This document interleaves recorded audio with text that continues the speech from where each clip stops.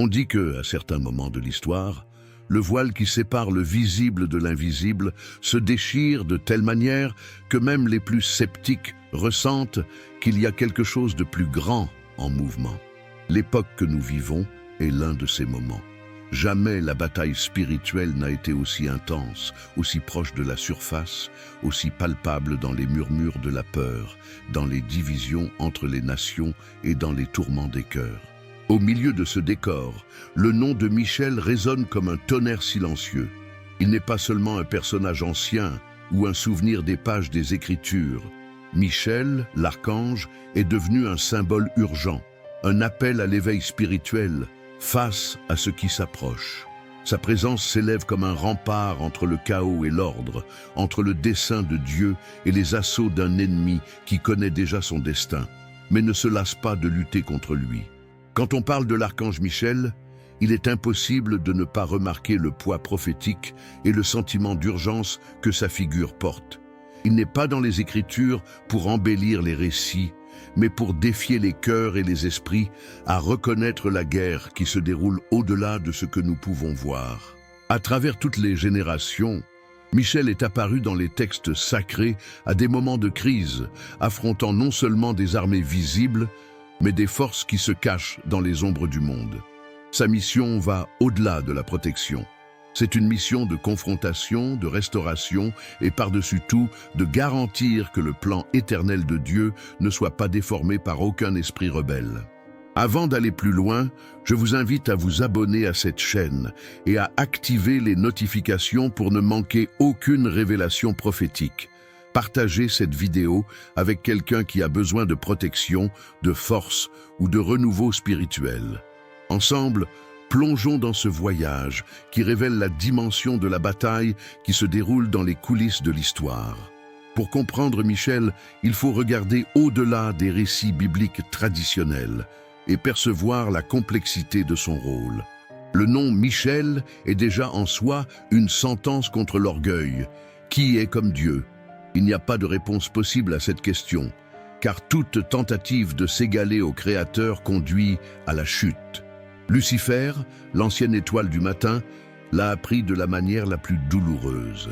Mais Michel demeure comme l'antithèse de cette rébellion, un témoignage vivant de fidélité et d'humilité devant le trône divin. L'histoire de Michel s'entrelace avec celle de l'humanité dans ses moments les plus critiques. Il n'apparaît pas lorsque tout est calme. Michel surgit lorsque le chaos menace de prendre le dessus, lorsque la vérité est en danger et lorsque le plan de Dieu pour son peuple semble menacé par les ténèbres. Dans l'Apocalypse, c'est Michel qui mène les armées célestes contre le dragon, dans une bataille qui définit non seulement le destin du ciel, mais le cours de l'existence humaine. Ce moment n'est pas un conte symbolique, c'est la révélation d'une guerre réelle, une bataille livrée avec des conséquences éternelles. La scène décrite au chapitre 12 de l'Apocalypse est saisissante. Michel et ses anges, d'un côté, le dragon et ses anges, de l'autre. Il n'y a pas de neutralité possible. C'est l'affrontement absolu entre la lumière et les ténèbres, entre l'obéissance et la rébellion. Quand Michel se lève, il ne le fait pas pour lui-même, mais au nom de l'autorité suprême de Dieu. Sa force n'est pas indépendante, mais déléguée, et cela fait toute la différence dans la bataille spirituelle. Il n'y a pas de place pour l'arrogance ou l'initiative personnelle. Dans le royaume de Dieu, l'autorité légitime coule de haut en bas, et Michel représente le sommet de cette chaîne de commandement. En étant précipité du ciel, le dragon, Satan, le diable, l'ancien serpent n'accepte pas la défaite. Il tourne sa fureur vers la terre, faisant de la scène humaine le nouveau centre de la guerre. Et c'est pourquoi, plus que jamais, nous devons nous souvenir de l'action de Michel. Il n'est pas seulement un défenseur d'Israël ou un gardien des justes, il est le signe que le ciel est en mouvement, que Dieu n'est pas indifférent à la souffrance de son peuple et qu'aucune force maléfique ne peut triompher définitivement sur ceux qui restent fidèles. Dans les passages les plus mystérieux des Écritures, Michel apparaît dans des disputes qui défient notre compréhension.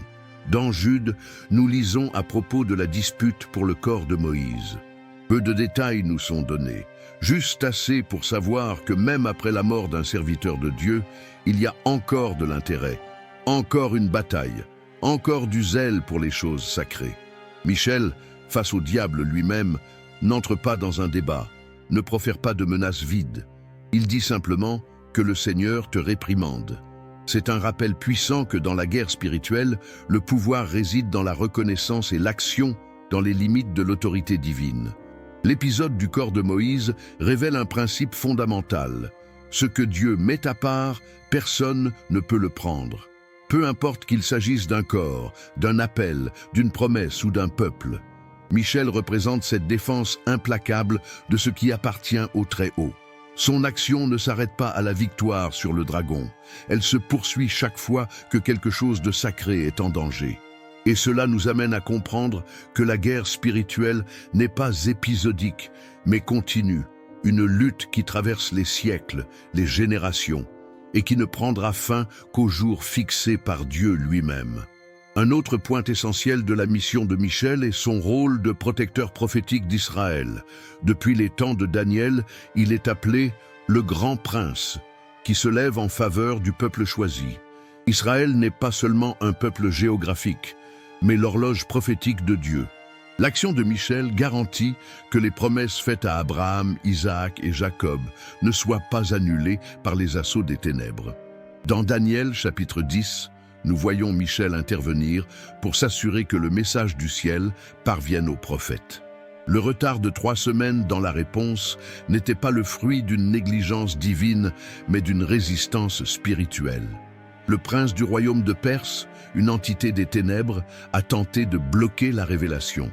Il a fallu que Michel, avec une autorité supérieure, brise la barrière pour que Daniel reçoive la parole. La leçon de cet épisode est profonde. Souvent, le silence de Dieu ne signifie pas l'absence, mais une guerre livrée en notre faveur. Le peuple de Dieu, en jeûnant et en priant, active des mouvements dans le ciel qui ne sont pas toujours perçus sur la terre.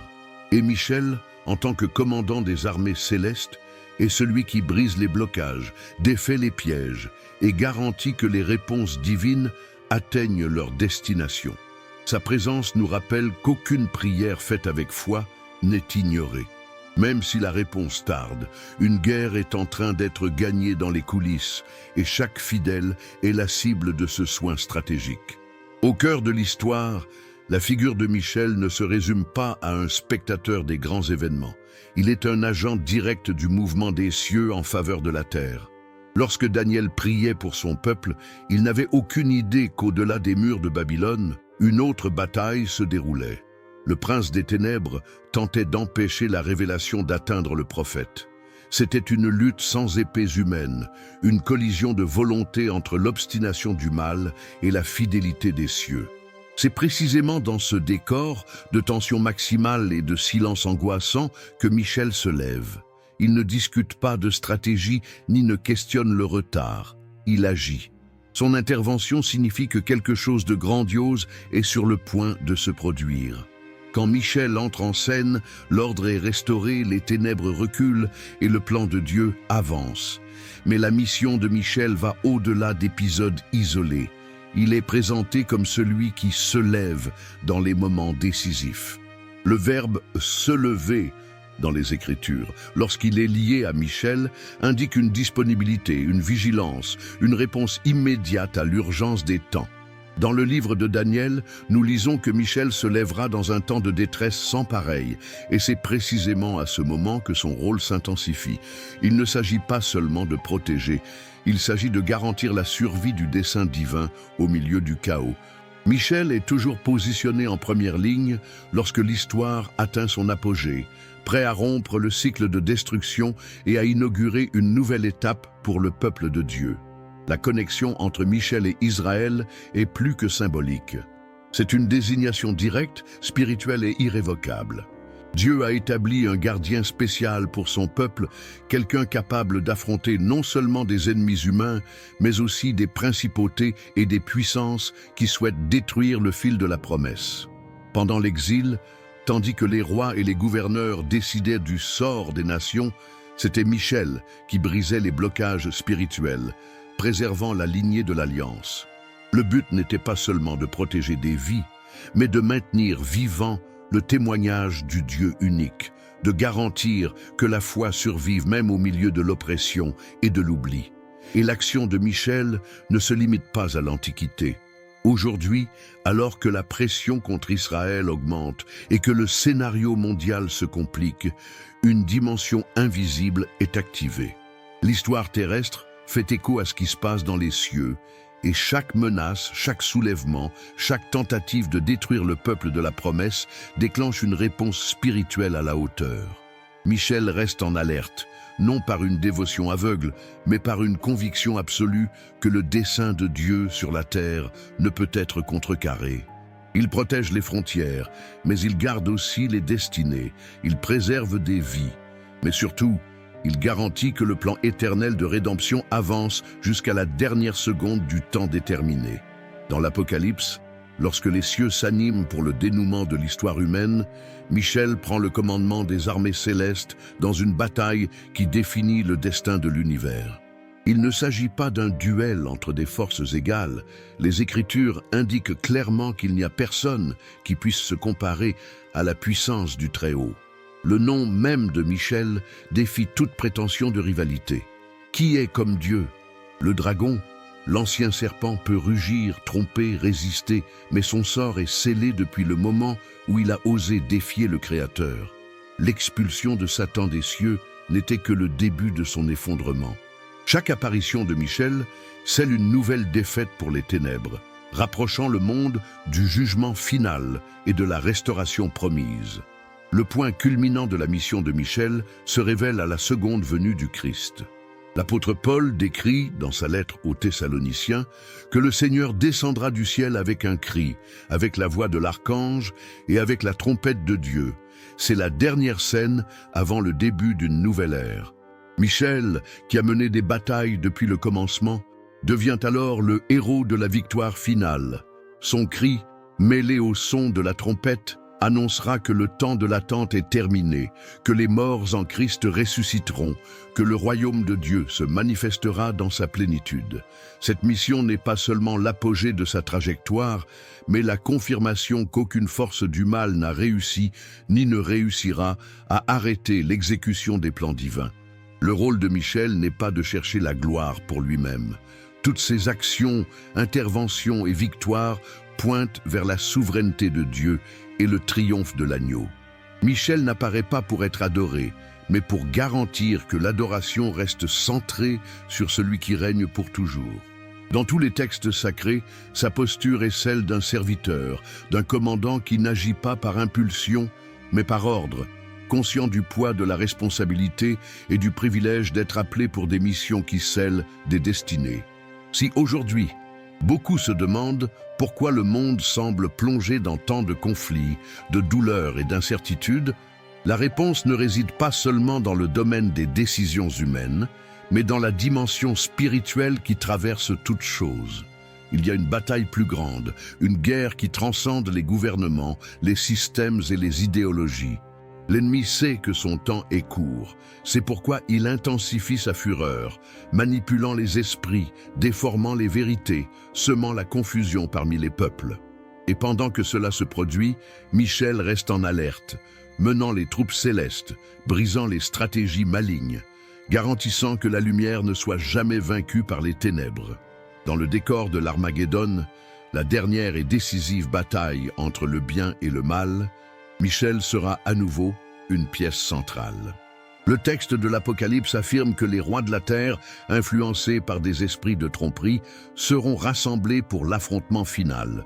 Ce n'est pas seulement un conflit géopolitique, mais l'aboutissement de siècles d'opposition au plan divin.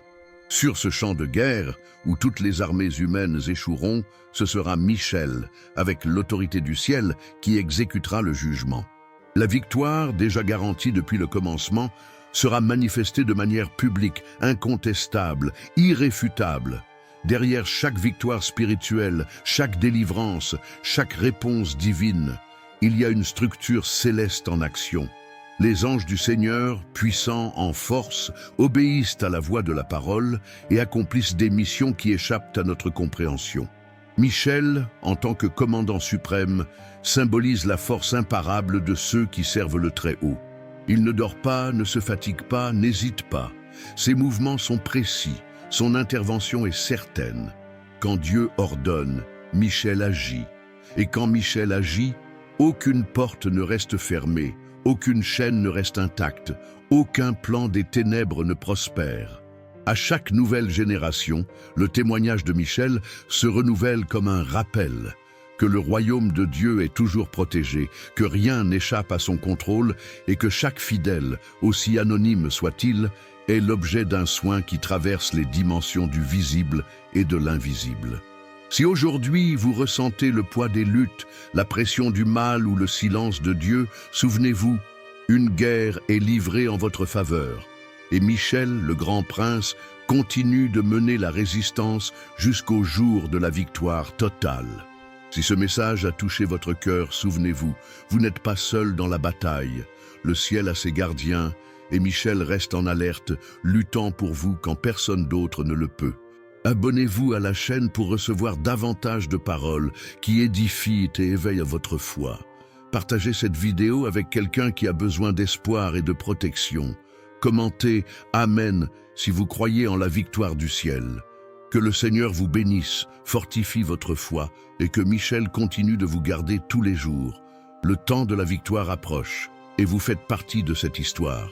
À bientôt.